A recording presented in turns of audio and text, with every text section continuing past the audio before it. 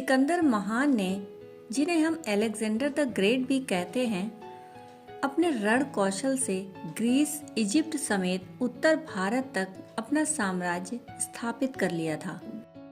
सालों से युद्ध करती सिकंदर की सेना बहुत थक चुकी थी और अब वो अपने परिवारों के पास वापस लौटना चाहती थी। सिकंदर को भी अपने सैनिकों की इच्छा का सम्मान करना पड़ा और उसने भी भारत से लौटने का मन बना लिया। पर जाने से पहले वह किसी ज्ञानी व्यक्ति को अपने साथ ले जाना चाहता था। स्थानीय लोगों से पूछने पर उसे एक पहुंचे हुए बाबा के बारे में पता चला, जो कुछ ही दूरी पर स्थित एक नगर में रहते थे। सिकंदर दल बल के साथ वहां पहुंचा। बाबा निर्वस्त्र एक पेड़ के नीचे ध्यान लगाकर बैठे थे। सिकंदर उनके ध्यान से बाहर आने का इंतजार करने लगा।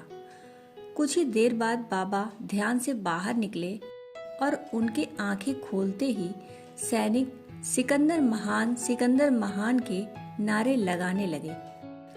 बाबा अपने स्थान पर बैठे उन्हें ऐसा करते देख मुस्कुरा रहे थे। सिकंदर उनके सामने आया और बोला, मैं आपको अपने देश ले जाना चाहता हूँ। चलिए हमारे साथ चलने के लिए तैयार हो जाइए। परंतु बाबा बोले, मैं तो यहीं ठीक हूँ, मैं यहाँ से कहीं नहीं जाना चाहता।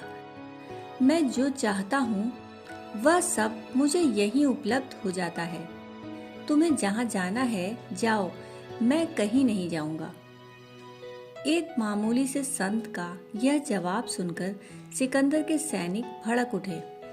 भला इतने बड़े राजा को कोई मना कैसे कर सकता है। सिकंदर ने सैनिकों को शांत करते हुए बाबा से कहा, मैं ना सुनने का आदी नहीं हूँ, आपको मेरे साथ चलना ही होगा। बाबा बिना घबराए बोले, यह मेरा जीवन है और मैं ही इसका फैसला कर सकता हूँ कि मुझे कहाँ जाना है और कहाँ नहीं। यह सुन सिकंदर तो गुस्से से लाल हो गया और उसने फौरन अपनी तलवार निकाली और बाबा के गले से सटा दी। अब क्या बोलते हो, मेरे साथ चलोगे या मौत को गले लगाना चाहोगे? बाबा अब भी शांत थे। मैं तो कहीं नहीं जा रहा। अगर तुम मुझे मारना ही चाहते हो तो मार दो, पर आज के बाद से कभी अपने नाम के साथ महान शब्द का प्रयोग मत करना, क्योंकि तुम्हारे अंदर महान होने जैसी कोई बात ही नहीं। तुम तो मेरे गुलाम के भी गुलाम हो। सिकंदर अब और भी क्रोधित हो उठा। भला दुनिया जीतने वाले इतने बड़े योद्धा को एक निर्बल, निर्वस्त्र व्यक्ति अपने गुलाम का भी गुलाम कैसे कह सकता था? तुम्हारा मतलब क्या है? सिकंदर ने क्रोधित होते हुए कहा। बाबा बोले, क्रोध मेरा गुलाम है। मैं जब तक नहीं चाहता मुझे क्रोध नहीं आता। परंतु तुम अपने क्रोध के गुलाम हो। तुमने बहुत से योद्धाओं को पराजित किया होगा, पर अपने क्रोध से नहीं जीत पाए। वह जब चाहता है तुम्हारे ऊपर सवार हो जाता है। तो तुम खुद ही बताओ, हुए ना तुम मेरे गुलाम के गुलाम?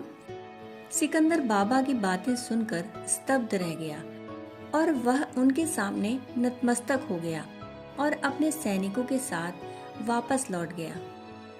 दोस्तों, हम जितनी बार भी क्रोध करते हैं उतनी बार हमारे शरीर में रसायन बनते हैं और वह रसायन हमारे शरीर को नुकसान पहुंचाते हैं। कहते हैं, क्रोध का सबसे बड़ा शिकार खुद क्रोध करने वाला ही होता है। दोस्तों, इस प्रेरणादायक कहानी से शिक्षा लेते हुए हम भी अपने क्रोध को काबू में करने का प्रयास करें। दोस्तों, कहानी सुनने के लिए आपका बहुत बहुत आभार।